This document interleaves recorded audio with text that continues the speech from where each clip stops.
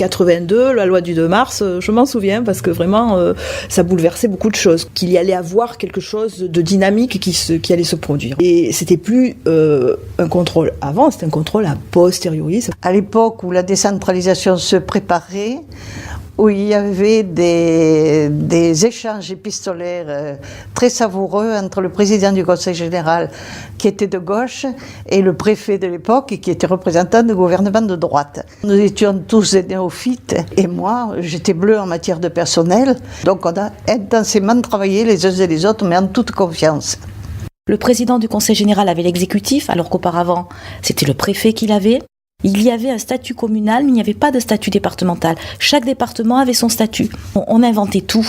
Et on avait un président qui nous disait « foncez, je veux le mieux, je veux le meilleur ». Jean Garcet était quelqu'un qui s'était emparé de la décentralisation et qui voulait aller aussi bien sur ce qui était facultatif qu'obligatoire.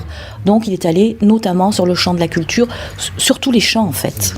La décentralisation, c'était une idée enthousiasmante.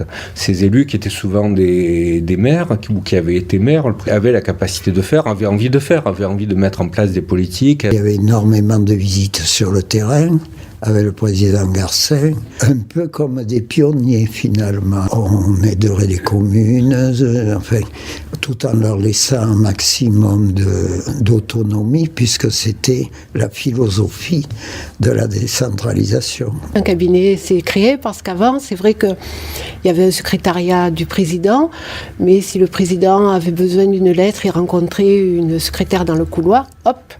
Donc après, on a vu petit à petit des services qui se sont étoffés, des secrétariats d'élus qui se sont créés. C'était convivial, on avait un arbre de Noël dans l'hémicycle, d'abord à l'ancien bar, puis dans l'hémicycle, c'était super sympa. Le président était un petit peu le grand-père des enfants, voilà. En 82, c'était un peu de l'excitation, les locaux s'agrandissaient, des services se créaient. C'était assez nouveau pour nous. Quand ça s'est mis en place, j'avais pas l'impression de vivre quelque chose de particulier.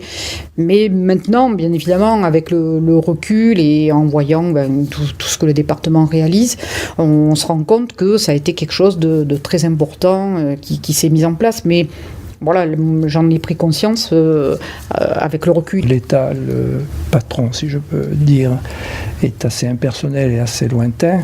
Alors que là, le patron est très présent et les décisions donc sont très rapides.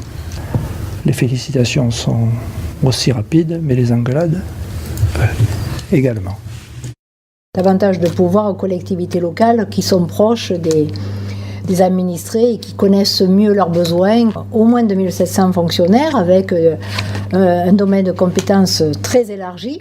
Le tourisme était une des compétences légales du département. Le président du Conseil général, qui était Jean Garcet, comment il a reçu ce cadeau, c'était un beau cadeau quand même, et n'était plus obligé de passer par les fourches caudines du pouvoir centralisateur. Les semaines qui ont précédé la décentralisation, qui étaient des semaines assez folles. Parce que tous les jours, quelque chose de nouveau arrivait, des nouveaux visages, des nouveaux services qui peut-être n'existaient plus le soir même d'ailleurs. On avait vraiment l'impression que c'était une nouvelle administration avec plein de promesses. On était jeunes aussi, qu'on allait conquérir le monde.